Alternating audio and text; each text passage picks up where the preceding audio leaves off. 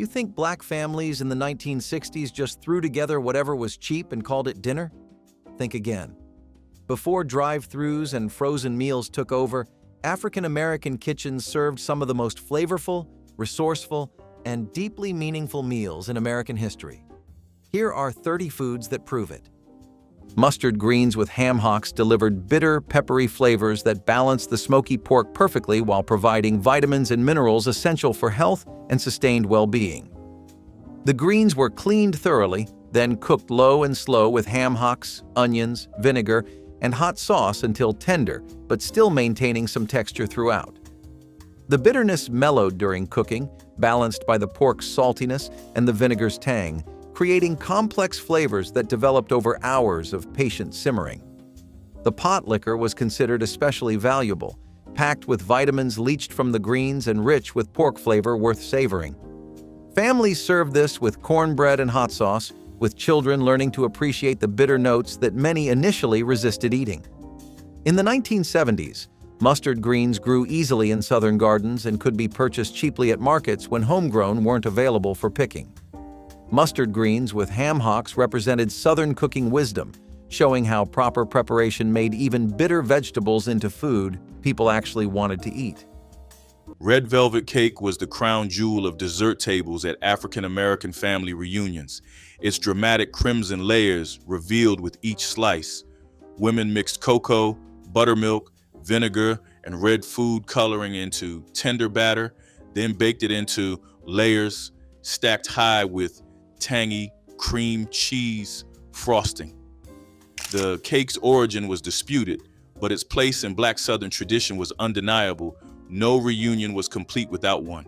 The cream cheese frosting provided perfect contrast to the subtle chocolate flavor, while the color made every slice feel like celebration. Grandmothers guarded their recipes carefully, each claiming theirs was the original. Children stared at the towering cakes, knowing they'd wait until after the main meal for their pieces. Red velvet cake represented the understanding that celebration required beauty as well as taste. The rise of the Chitlin circuit diners was the heartbeat of black travel culture. When entertainers and musicians could not eat at white-only establishments, these roadside cafes became sanctuaries. They served fried chicken, pork sandwiches, and pies. But what they really fed was freedom. You might see a bluesman at one table, a gospel group at another, truck drivers and families filling the rest. The jukebox hummed, the kitchen never stopped, and the road outside pulsed with stories. Every plate carried pride. Every tip was a thank you for safe passage. These diners became more than businesses. They were lifelines, waypoints on the map of resistance. Signs like "Colored Cafe" once marked exclusion. Here, they meant welcome. The Chitlin circuit was more than a route. It was a promise that no traveler would go hungry, in body or in spirit. Rice with neckbones was a dish that required patience, but rewarded families with flavor that expensive cuts could never match. Pork neckbones were seasoned heavily with salt, pepper, and garlic, then browned in a Dutch oven before being covered with water and left to simmer for hours. The meat slowly fell away from the bones, while the cooking liquid became a rich, gelatinous broth that glistened in the light. Rice was cooked in same Potlikker, absorbing every bit of smoky, porky goodness until the grains turned golden and fragrant.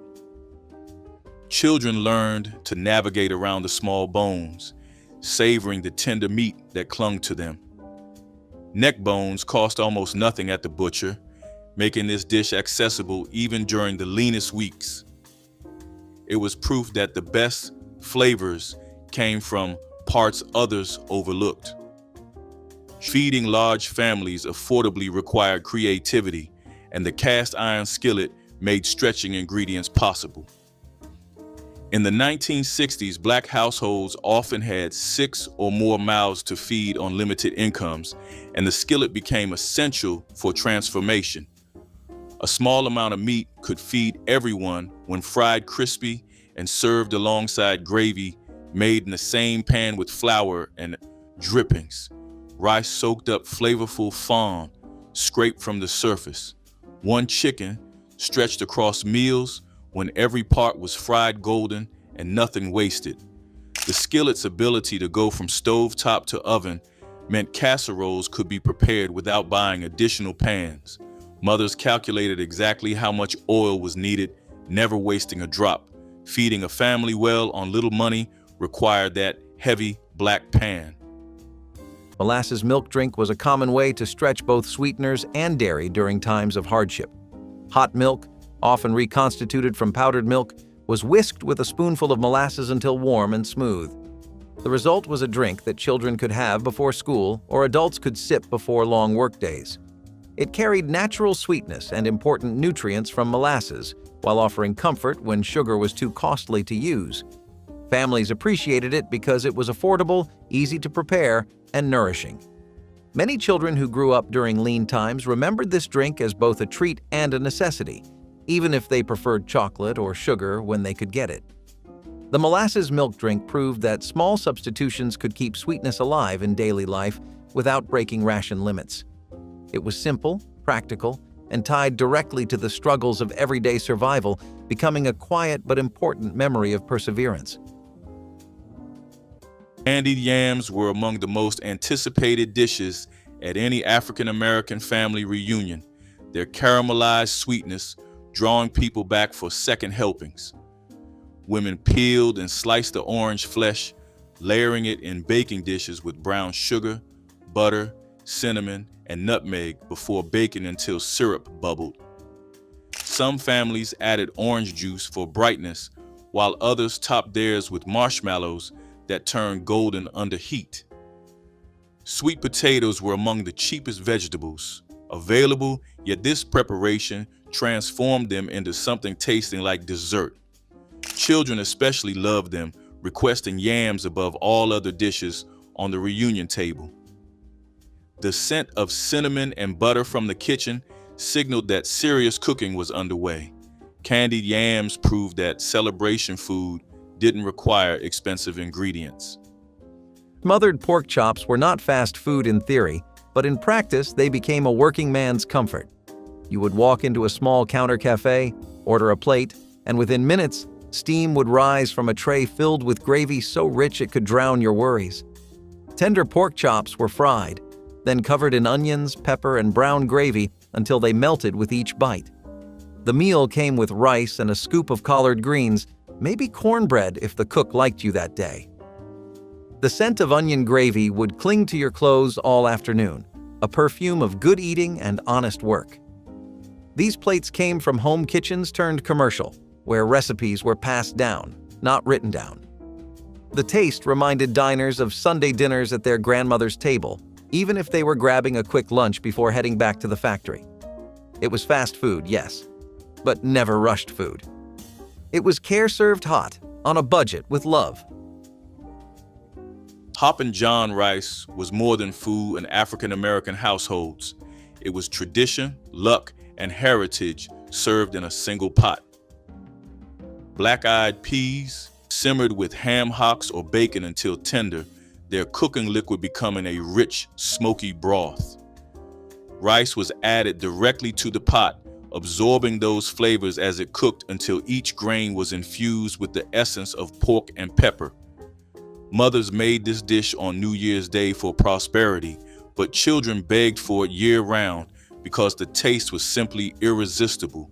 The peas were believed to represent coins, bringing fortune to those who ate them, but the real treasure was the flavor itself. Served with cornbread on the side, this was a complete meal that cost almost nothing to prepare. Hoppin John connected generations, carrying recipes passed down through oral tradition. The cornbread tradition demanded cast iron.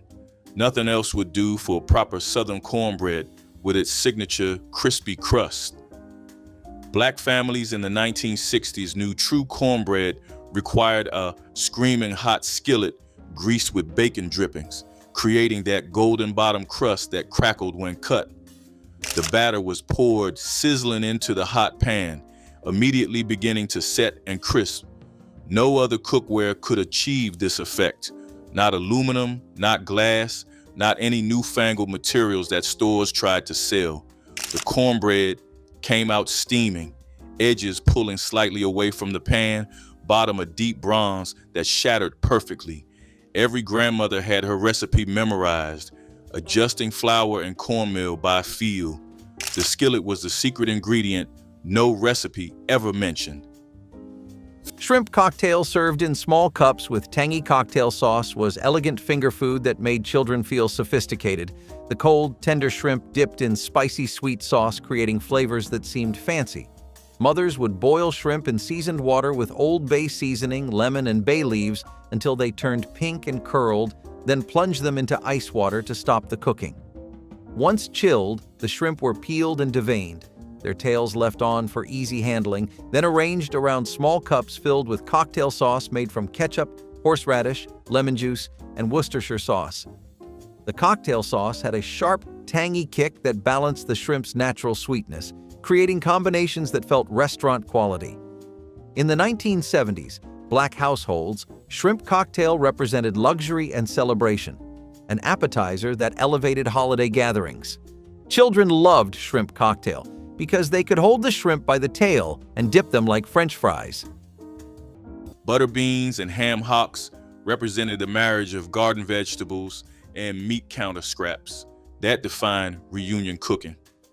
Large pots of pale green lima beans simmered all morning with smoked ham hocks, the bones releasing their smoky essence into the creamy legumes. Women started the pot before sunrise, letting the beans slowly break down until some dissolved into the broth while others held their shape. The ham hocks yielded precious scraps of tender meat shredded back into the pot before serving. Children loved scooping the soft beans onto their plates, mashing them into the silky liquid. One ham hock costing mere pennies could flavor an entire pot feeding 30 people.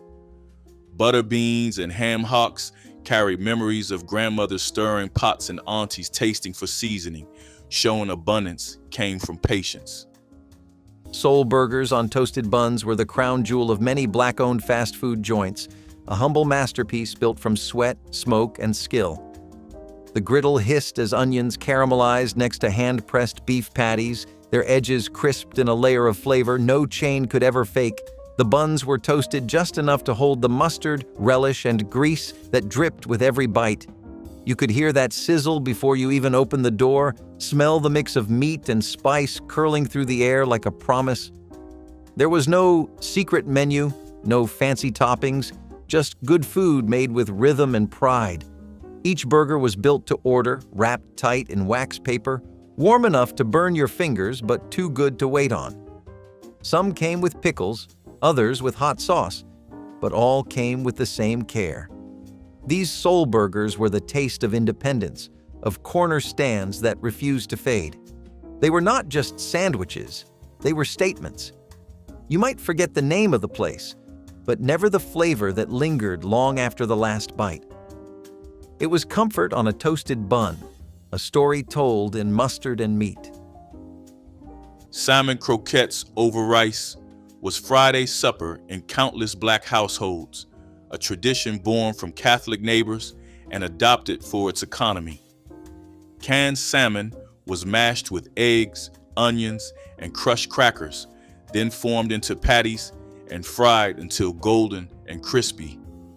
These croquettes were placed atop mounds of fluffy white rice, their juices soaking into the grains below.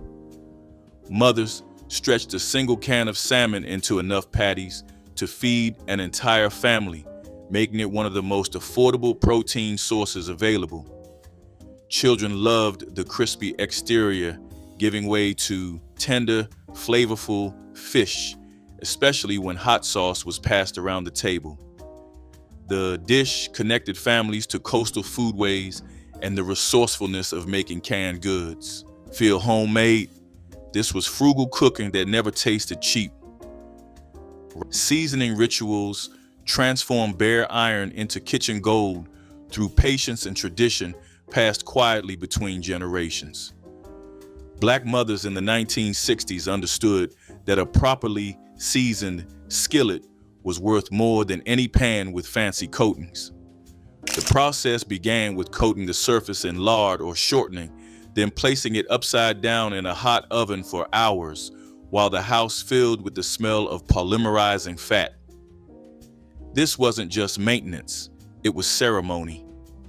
Children watched as mothers rubbed oil into warm iron after each use, building layers that made surfaces naturally non-stick.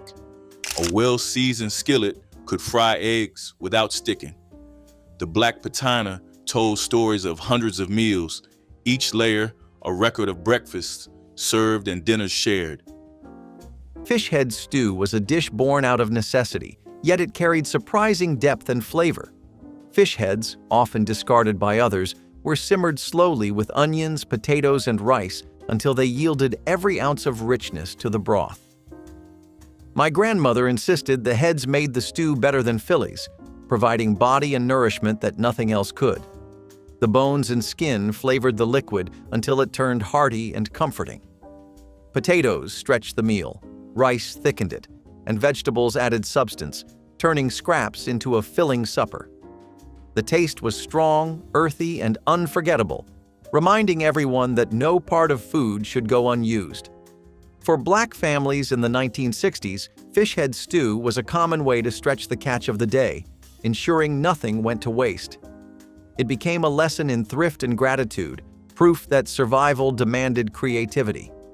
Fish head stew was both humble and mighty, sustaining families through lean times with flavor and tradition. Pickled beets brought vibrant color to reunion tables, their deep magenta hue staining everything they touched while delivering sweet and tangy flavor. Women canned them by the dozen in summer when beets were cheap, creating jewel-toned jars that lasted until reunion season. The beets were boiled tender, sliced thin, and packed into jars with hot vinegar brine, sweetened with sugar and spiced with cloves. Served cold alongside heavy meat dishes, they provided refreshing contrast that cleansed the palate between bites. Children learned early to be careful around the beet table, though purple-stained fingers became badges of reunion participation. The pickling process transformed affordable root vegetables into something elegant. Pickled beets represented forward-thinking preservation, summer's bounty captured in glass to brighten gatherings. Hot sausage sandwiches were the kind of street food that woke you up from the inside out. Sold from corner stands in cities like New Orleans and Philadelphia, they came wrapped in wax paper so thin the grease soaked right through. The smell alone could stop traffic. A spicy link, seared to perfection, tucked into a soft roll and drowned in mustard, onions, and hot sauce. Some people added bell peppers, others swore by a slice of melted cheese. It was cheap, quick, and unforgettable, every bite a little burn of joy. These sandwiches were for people who lived fast and worked hard, the kind of food that kept your hands busy and your heart full. They carried a neighborhood's signature, the taste of its people, its heat, and its rhythm.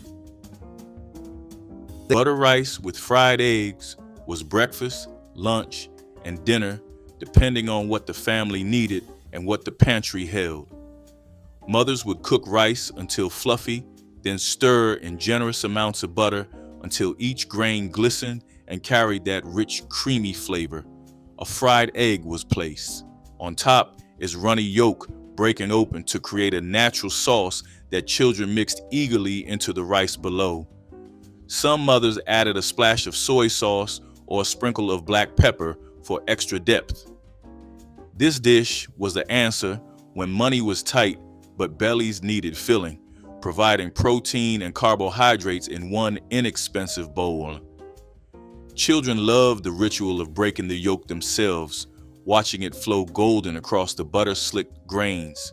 It was honest, humble food that required no pretense but delivered complete satisfaction.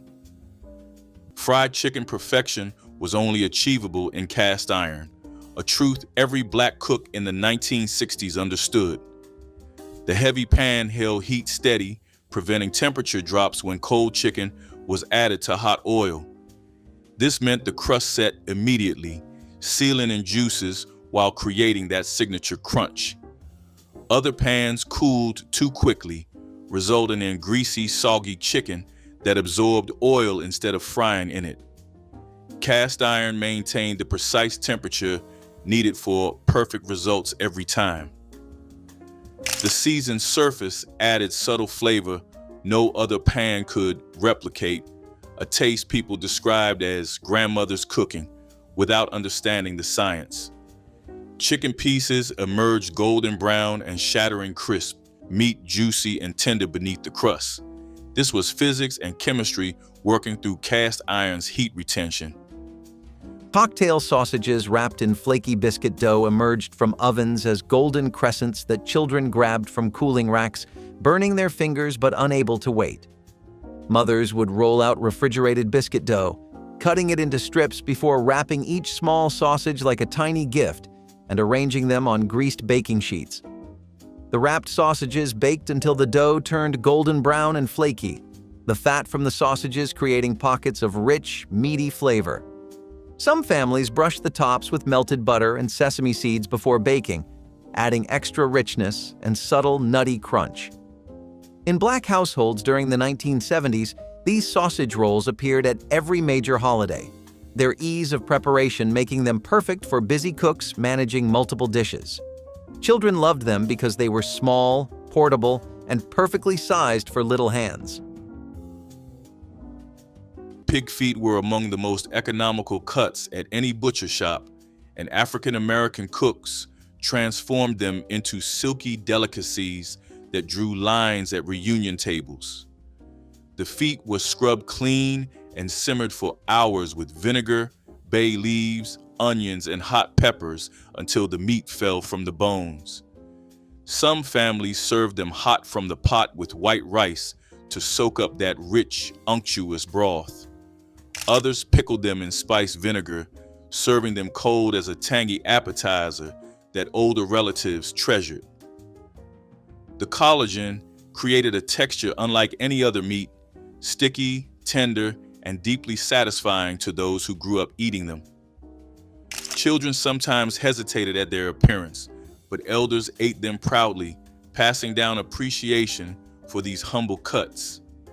Pig feet proved that the parts others discarded became celebration food. Collard greens with cornbread muffins turned a paper tray into a piece of home. Even the busiest diners served them, not because they were cheap, but because they were necessary. Greens simmered all morning with smoked turkey necks or ham hocks, seasoned until the broth turned silky and deep. Cornbread muffins came out hot, golden, and tender enough to crumble in your hands. You could soak them right into the Potlikker and feel the day's tension leave your shoulders. This was comfort disguised as a side dish, soul food in its most democratic form. No matter your paycheck, you could afford dignity here. The greens told stories of the South, the soil, and survival. The muffins reminded you that sweetness could still be simple. Together, they made fast food feel like a family dinner. Tomato rice carried the bright tang of canned tomatoes mixed into fluffy grains, a dish that children either loved immediately or grew to crave. Mothers would saute onions in bacon grease until soft, then add canned tomatoes and let them break down into a fragrant sauce. Rice was stirred in and cooked slowly, absorbing every drop of that tangy, sweet liquid until each grain turned a beautiful sunset orange. Some families added sugar to balance acidity, while others preferred natural sharpness that cut through heavier dishes. It was often served alongside fried fish or pork chops, but children happily ate bowls of it alone. Tomato rice was inexpensive, using pantry staples that cost pennies but delivered comfort worth far more. This dish taught children that simple ingredients created memorable meals. Sunday dinner centerpiece meant the cast iron skillet sitting proudly in the kitchen, producing meals that brought families together after church. In Black households during the 1960s, Sunday was sacred for worship and eating, and cast iron was essential to both. The morning began with biscuits baked golden, then fried chicken during the afternoon, and cornbread with collard greens by evening. One skillet did the work of 3 pans, heat evenly distributed and surface ready for whatever came next. Grandmothers commanded these skillets with confidence, knowing exactly how hot the oil needed and when to flip each piece. Children gathered around the stove, understanding that Sunday dinner was about technique as much as fellowship. The skillet was the altar around which food traditions were preserved.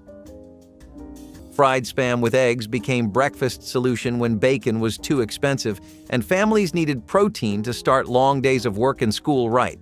Spam was sliced thick and fried until the edges caramelized and crisped while the center stayed tender, creating textural contrasts that made the processed meat more interesting and actually delicious. Eggs were fried in the same pan, picking up the salty, meaty flavors from the Spam's rendered fat for perfect combination. Together, they created breakfast that provided sustained energy and cost less than 50 cents to feed 4 people every morning. In the 1970s, Spam represented wartime ingenuity that continued helping families stretch food budgets long after rationing ended throughout the country. The canned meat didn't require refrigeration and lasted indefinitely, making it perfect for households with unreliable power or limited storage space available. Fried Spam with eggs represented pragmatism over pretension, showing that feeding your family mattered more than impressing anyone with fancy ingredients or sophisticated cooking techniques. Watermelon rind pickles were a testament to the waste-nothing philosophy that defined African American cooking. After the sweet red flesh was eaten during hot reunion afternoons, the white and green rinds were saved and transformed into sweet, tangy pickles. Women soaked the rinds overnight in salt water to firm them, then simmered them in a syrup of vinegar, sugar, cinnamon, and cloves until translucent. The process took patience but cost nothing, since the rinds were kitchen scraps given new life. These pickles provided welcome contrast to heavy reunion foods, their sweet acidity cutting through plates of meat and gravy. Children often wrinkled their noses at first, but grew to love the unexpected sweetness hiding in those pale slices. Watermelon rind pickles represented the genius of turning would-be garbage into treasured food. Catfish nugget baskets were the bite-sized gift of the Southern kitchen, crispy, tender, and seasoned with stories. Dipped in cornmeal and fried to a perfect crunch, each piece carried the scent of riverbanks and church fish fries. The nuggets came piled high in wax paper trays, glistening with oil and pride, served with tartar sauce or hot sauce that always seemed to drip down your wrist. They were food for the hands, food for the moment, snatched up between laughter, conversation, or a walk down the block with friends. You could taste the care in every bite, the quiet craftsmanship of cooks who knew the line between golden and burnt by instinct, not by timer. Friday nights were for sharing baskets on stoops, while Sundays after church brought the same meal dressed up in paper napkins and joy. Catfish nuggets were quick, yes, but never careless. They spoke to the balance of survival and creativity, turning simple ingredients into something extraordinary. No chain could mimic that crunch or the warmth behind it. It was fast food with memory attached, a flavor that traveled through generations. In every basket was a reminder that soul food was not defined by cost. It was defined by love, and that made it priceless. Rice and gravy was the ultimate weeknight rescue, a dish that turned leftover pan drippings into liquid gold poured over fluffy white rice. Black mothers knew nothing should be wasted after frying pork chops or chicken, so they added flour to the pan and stirred until browned. Milk or water was whisked in slowly, creating thick, savory gravy that bubbled while the rice steamed nearby. The combination was simple but satisfying, offering protein-rich flavor without requiring another piece of meat. Children loved how the gravy soaked into each grain, turning plain rice into something rich and comforting. This dish represented the resourcefulness of African American kitchens, where flavor was built from what others might discard. It was frugal cooking at its finest, proving that ingenuity mattered more than expensive ingredients. The only wedding gift that lasted was often the cast iron skillet given by mothers to daughters starting their own households. While other gifts broke or wore out within years, the cast iron pan from the 1960s wedding was still cooking dinners decades later. Young brides received these skillets knowing they represented trust, the belief that they would feed their families with the same skill their mothers demonstrated. Some skillets came already seasoned, carrying flavors of the mother's kitchen into the daughter's home. Others arrived new, requiring the young wife to build her own seasoning through years of cooking. The skillet outlasted marriages, houses, and careers. It moved from apartment to apartment, always present, always reliable. The weight of cast iron reminded young women they belonged to something larger. Chicken wing stew was one of those meals that would surprise modern ears, since wings were once the cheapest part of the bird. My grandmother bought them in bulk when she could, piling them into pots with onions, celery, and carrots. Slowly simmered, the wings gave up their fat and flavor, turning thin broth into rich gravy. She thickened it with flour or cornstarch, serving it hot over rice or bread to stretch it even further. It was messy eating, but no one complained because the taste was so comforting. Wings may be prized today, but in the 1960s they were scraps, turned into nourishment by clever hands. She said every part of the bird had value if you treated it with respect. Chicken wing stew carried the spirit of thrift, transforming what others dismissed into something that filled the house with warmth. It was proof that good cooking did not depend on wealth, only patience and care. Skillet cornbread arrived at family reunions, still warm from cast iron, its golden crust crackling as it was cut into thick wedges. Families made cornbread from stone-ground cornmeal mixed with buttermilk, eggs, and bacon grease that gave each bite its richness. The batter was poured into skillets preheated with fat, creating that signature crispy bottom everyone fought over. Some families preferred cornbread, slightly sweet, while others insisted on savory versions that paired better with beans and greens. The cornbread served multiple purposes. It was bread, side dish, and utensil for sopping up potlikker from collard greens. Children grabbed squares to eat while running through yards, leaving crumb trails behind. Cornbread cost almost nothing to make, yet grounded the entire meal. No reunion table was complete without several skillets. Fried whiting sandwiches were the kind of meal you could smell before you ever saw the sign. Hot oil popped and hissed behind the counter, and that golden fish hit the bread still sizzling. 2 slices of soft white bread, a drizzle of hot sauce, and maybe a few pickles if you were lucky. That was all it took. It was simple, but it was perfect. Every Black-owned lunch counter had its version, each with its own little twist. Some used cornmeal for crunch, others used flour for a lighter crust. But they all shared one truth: you did not need fancy bread to make something worth craving. Fried whiting sandwiches filled bellies between work shifts, road trips, or after church, and the flavor stuck with you longer than the grease. It was the kind of sandwich that carried a story, the taste of hustle, resilience, and community. In a world that often ignored Black excellence, these sandwiches were proof that genius lived in everyday kitchens. You could buy one for pocket change, but it tasted like pride. Red rice with smoked sausage was the kind of dish that announced itself the moment you walked through the door, its tomato-rich aroma filling every corner of the kitchen. African-American mothers learned this recipe from gulagishi traditions, where rice was king and nothing went to waste.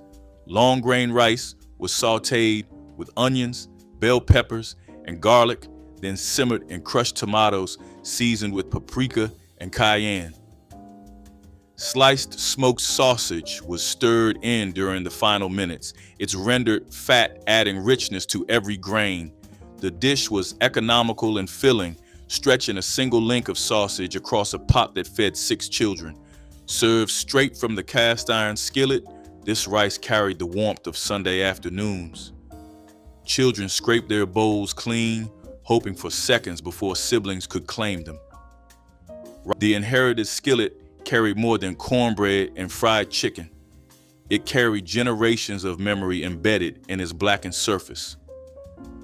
When young brides in the 1960s received their grandmother's cast iron pan, they weren't just getting cookware, they were receiving a family heirloom that survived the Great Migration and the Depression. These skillets arrived wrapped in newspaper, their surfaces smooth as glass from years of seasoning. The weight of the pan was the weight of responsibility, tradition, and belonging. Some bore scars from wood stove cooking decades before, handles worn smooth by ancestral grip. Mothers taught daughters to maintain them, warning against soap while demonstrating proper care with oil and cloth. These skillets connected kitchens across time, making each meal a conversation with those who cooked before. Pumpkin stew with onions was the kind of dish that proved homegrown vegetables could anchor a meal. Pumpkins were easy to plant, easy to store, and yielded enough flesh to keep a family fed for weeks. My grandmother peeled chunks of pumpkin, cooked them down with onions, and let the pot simmer until it turned thick and savory.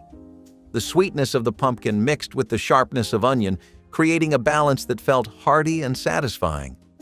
Sometimes she added a little pepper or a leftover bone for extra flavor, but even plain, the stew was filling. Served with bread or cornbread, it was enough to feed a household without meat or costly ingredients. In the 1960s, pumpkins were not just for pies or holidays, they were staples, pulled from backyard gardens and turned into supper.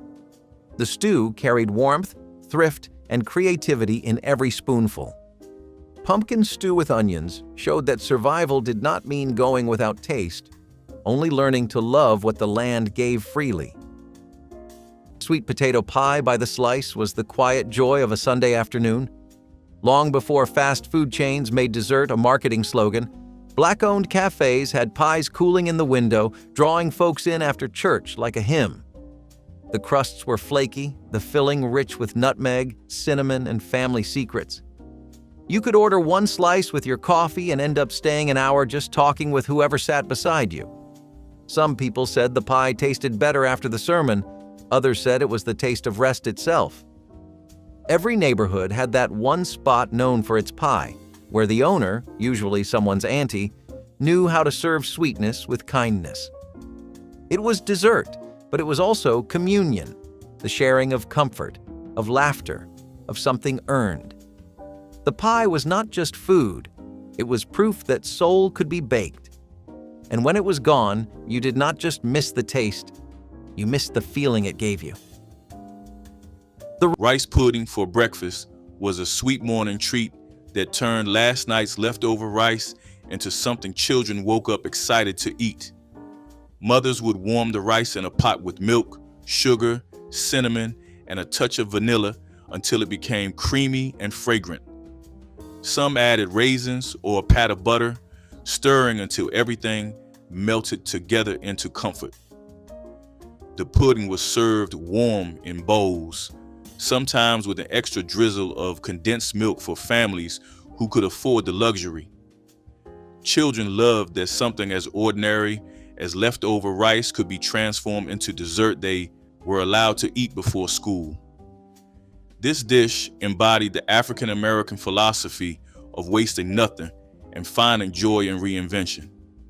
It was practical magic, turning yesterday's side dish into today's beloved breakfast. Passed down through generations, cast iron skillets moved from great-grandmother to grandmother to mother to daughter, accumulating history with each transfer. In Black families during the 1960s, these pans represented continuity during tremendous change. The civil rights movement, migration to northern cities, transformation of American life. A skillet that cooked for sharecroppers was now cooking in Chicago apartments, a tangible connection to Southern roots. Children heard stories attached to the pan: the meal grandfather proposed over, the Christmas dinner during the war, the first Sunday supper in the new house up north. Each scratch was a chapter in family history. Some families traced their skillets back to Reconstruction, passed from freed ancestors to descendants. The pan outlived everyone who used it. Ash cakes were one of the oldest and simplest forms of survival food, baked directly in the ashes of a fire. Cornmeal dough was shaped into patties, placed in hot embers, and brushed clean once cooked. They were smoky, rustic, and filling, often eaten with molasses or a bit of lard if available. Ash cakes reflected a time when ovens were not always accessible and fire was the only tool families had. They were practical and symbolic, tied to centuries of African American resilience and the resourceful use of corn. Families leaned on ash cakes during journeys, hard work days, and lean years, carrying both history and sustenance in every bite. Eating them meant returning to the most basic form of nourishment, stripped of luxury but full of meaning. Ash cakes were humble food that carried dignity, a reminder that even in the most limited circumstances, people found ways to survive and share. Macaroni salad appeared in giant bowls at family reunions, its creamy coolness providing relief from summer heat and rich barbecued meats. Women boiled pounds of elbow macaroni, then folded it with mayonnaise, mustard, diced celery, onion, and hard-boiled eggs until every noodle was coated. Some families added sweet pickle relish, while others preferred chopped bell peppers for color and crunch. The salad had to rest overnight, allowing flavors to meld and noodles to absorb the creamy coating. Children piled it onto their plates alongside barbecue, appreciating its mild flavor compared to spicier dishes. A few boxes of pasta and pantry condiments could feed an entire reunion crowd economically. Macaroni salad represented the genius of stretching affordable ingredients into crowd-pleasing abundance. Red Kool-Aid and fountain drinks were the liquid joy of the neighborhood, the kind of sweetness that made even the hottest afternoon feel like a holiday.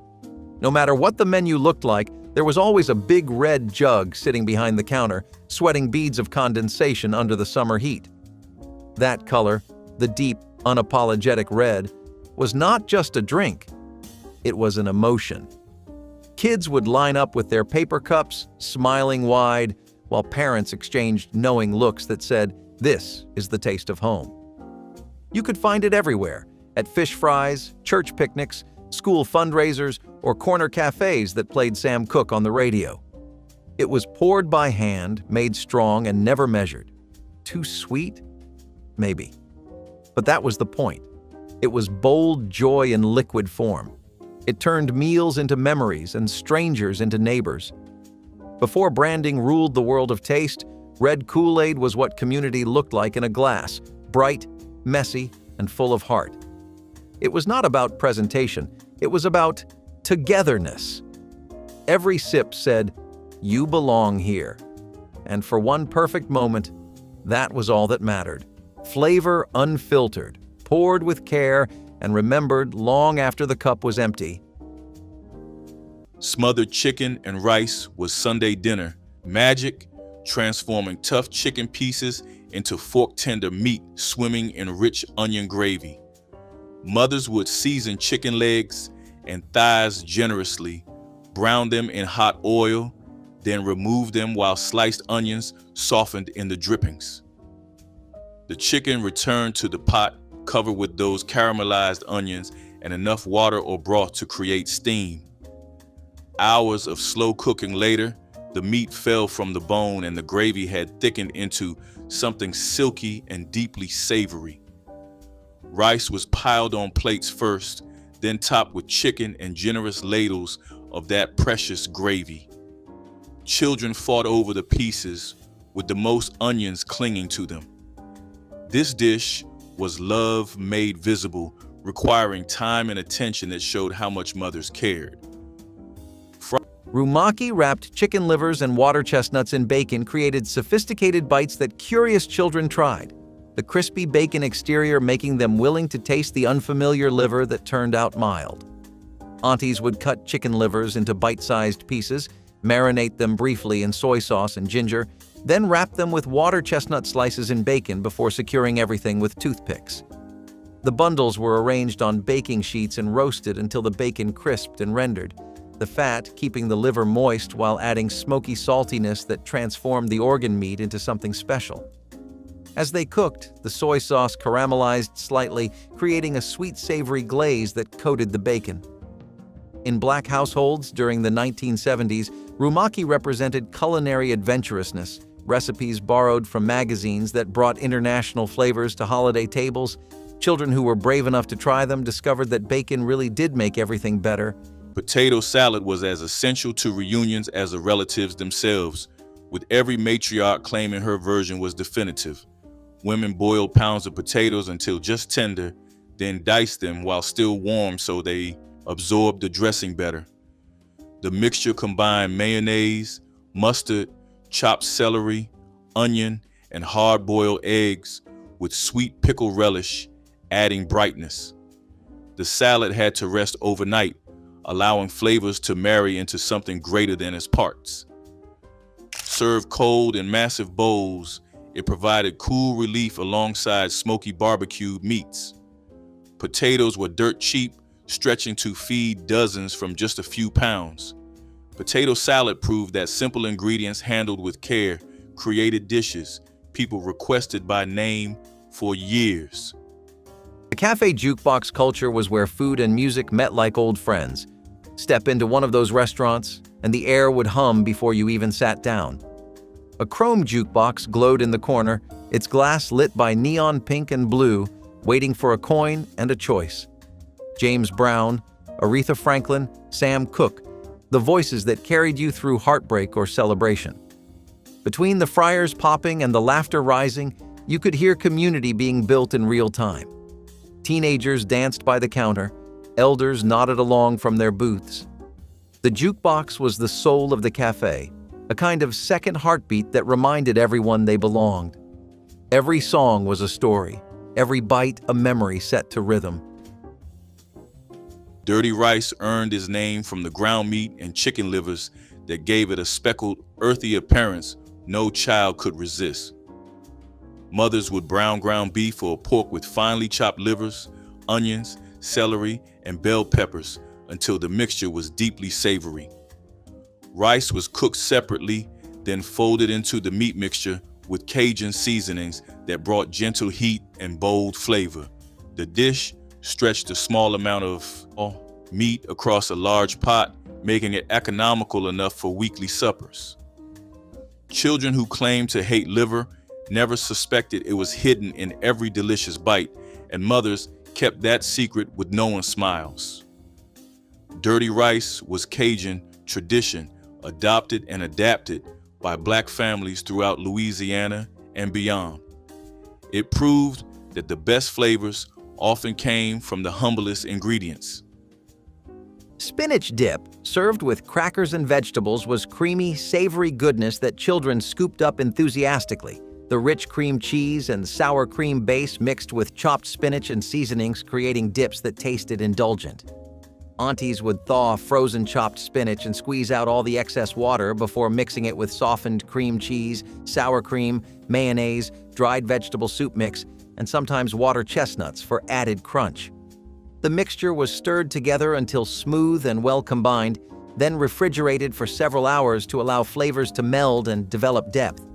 Some families served the dip cold, while others baked it briefly to create warm, bubbling cheese pulls that made every scoop exciting. In 1970s, Black households, spinach dip represented modern entertaining, recipes that came from package instructions but became beloved traditions. Children loved spinach dip because the vegetables were hidden in creamy richness, making them willing to eat greens. Deviled eggs appeared on every reunion table, their golden yellow filling piped neatly into white halves that disappeared within minutes. Women boiled dozens of eggs the night before, carefully peeling and slicing each one to remove the yolk for mashing. The filling combined yolks with mayonnaise, mustard, pickle juice, and paprika until smooth and tangy. Each half was topped with a sprinkle of paprika for color. Eggs cost almost nothing, yet these transformed versions looked elegant on serving platters lined with lettuce leaves. Children circled the table waiting for permission to grab one, while adults debated whose recipe was superior.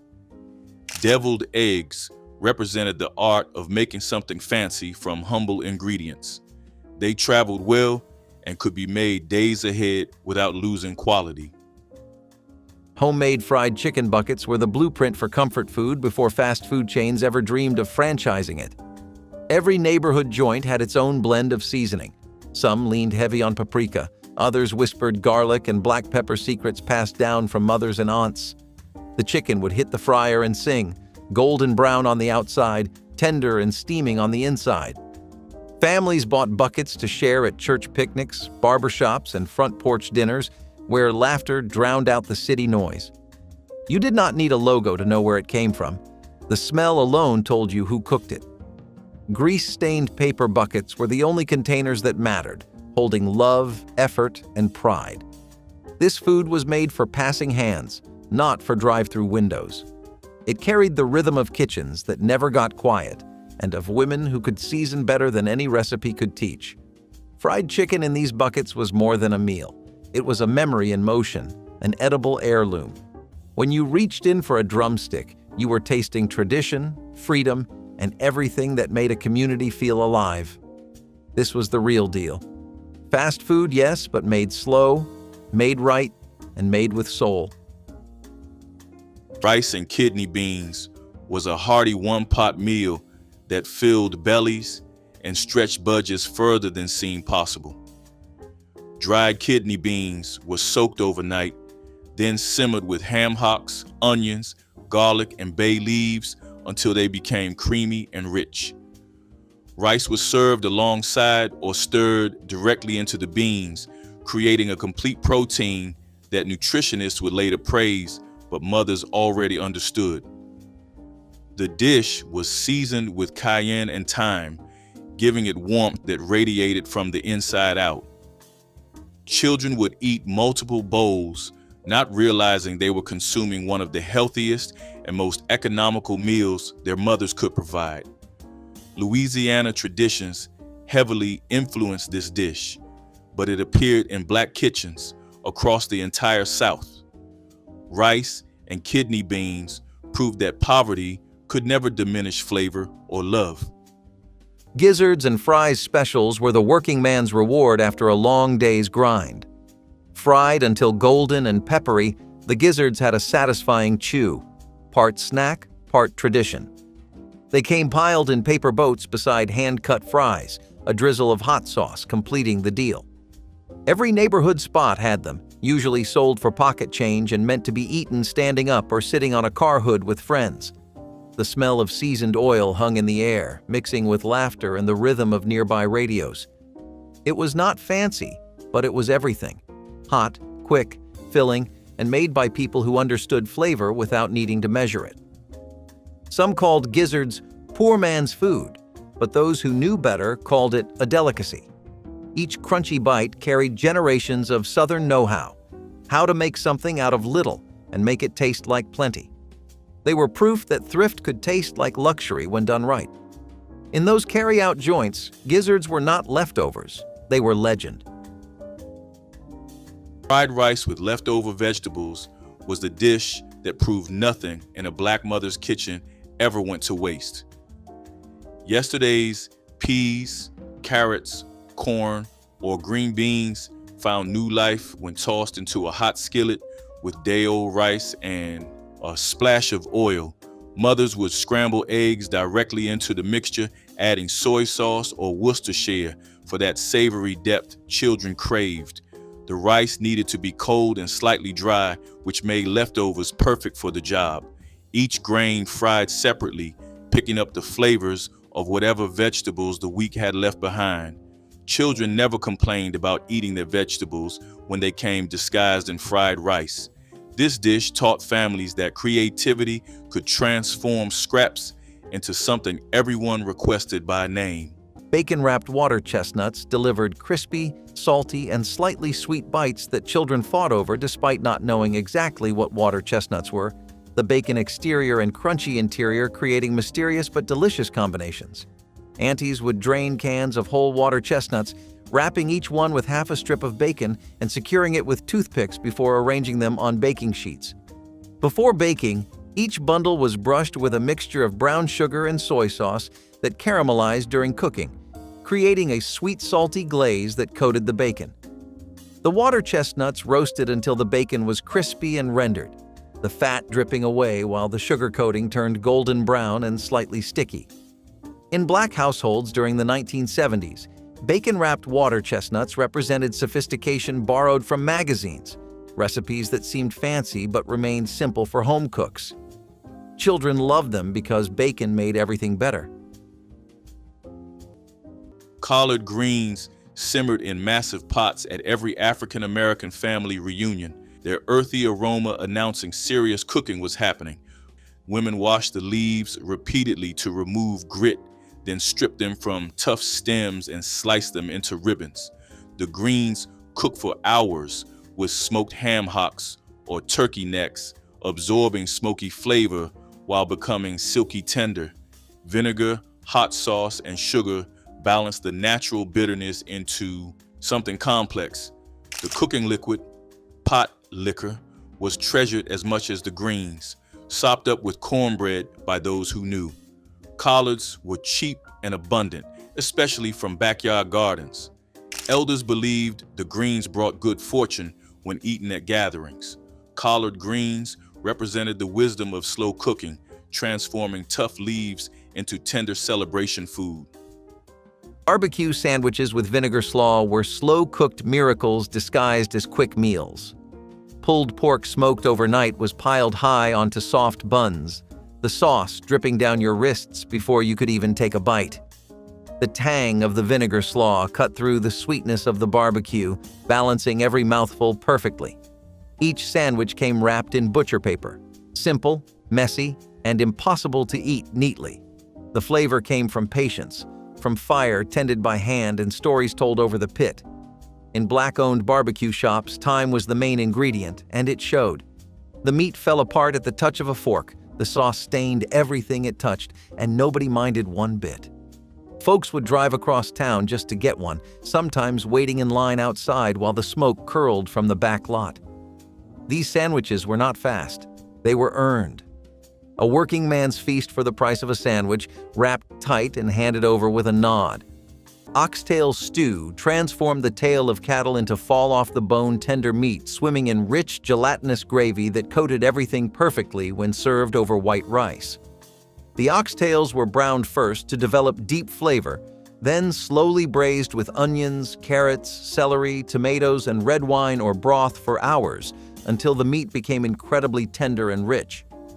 The bones released collagen and marrow, thickening the sauce naturally and creating richness that couldn't be achieved any other way with cheaper ingredients. This wasn't quick food, but patient food, requiring hours of low heat to transform tough connective tissue into silky texture worth waiting for.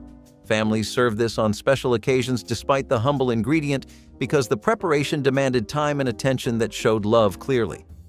In the 1970s, oxtails were considered throwaway cuts that butchers sold cheaply, perfect for Black families who understood their potential for transformation into something special. The dish represented culinary alchemy, showing how time, technique, and patience could transform the least desirable cuts. Pound cake arrived at reunions wrapped in foil or displayed on glass stands, its dense golden crumb promising rich satisfaction. The traditional recipe called for a pound each of butter, sugar, eggs, and flour. Simple ingredients transformed through patient creaming and careful baking. Women beat the batter until light and fluffy, then poured it into greased tube pans to bake low and slow. The result was dense yet tender, with fine crumb tasting of pure butter and vanilla. Pound cake needed no frosting, though some served it with fresh berries or powdered sugar. It kept well for days and improved as flavors mellowed. Slices appeared at breakfast, lunch, and midnight snacks throughout reunion weekends. Pound cake represented mastery of basics, proving technique mattered more than expensive ingredients. The corner carry-out window was the heartbeat of every block. Before fast food became a corporation, it was a person leaning through a screen, handing you a hot meal with a smile. Regulars lined up between shifts, trading jokes while waiting on their paper-wrapped orders. You did not need a dining room when you had the sidewalk. Fried fish, burgers, chicken, or fries. It all came through that little window, hot, quick, and made from scratch. The cook knew your name, your usual, and sometimes even your mother's order before you asked. The food was local currency, traded for loyalty and laughter. Carry-out windows were safe spaces where working folks could gather, eat, and breathe for a moment before heading back into the world. It was fast food that still felt human. Grease-stained, sure, but genuine. Even after the last light flickered off, the smell of frying oil lingered, marking the spot where flavor met friendship. Pork fatback and cabbage was a skillet dish that showed how even scraps of pork could bring life to vegetables. Fatback, mostly fat with little meat, rendered down in a hot pan until it sizzled, releasing flavor into the cabbage. My grandmother would slice the cabbage thin and cook it until tender, soaking up the richness from the fat. The result was savory, smoky, and filling, even though it was made from ingredients most considered cheap or undesirable. Families paired it with cornbread or rice, stretching it further into a full supper. It was food that came from thrift, but it carried a taste that lingered long after the plates were cleared. Black-eyed peas held special significance at African American gatherings, carrying traditions of luck and prosperity from generations past. Women soaked dried peas overnight, then simmered them slowly with ham hocks, onions, garlic, and bay leaves until creamy.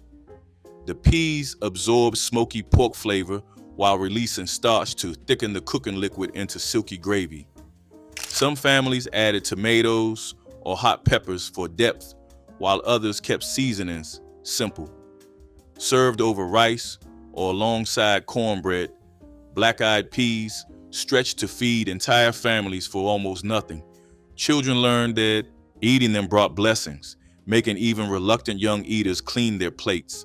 The peas connected reunion tables to African and Southern traditions surviving through centuries. Black-eyed peas proved meaningful foods came from affordable ingredients. Which of these 1960s meals takes you back to your grandmother's kitchen? Drop it in the comments, hit like, and subscribe so we can keep bringing forgotten flavors back to the table together.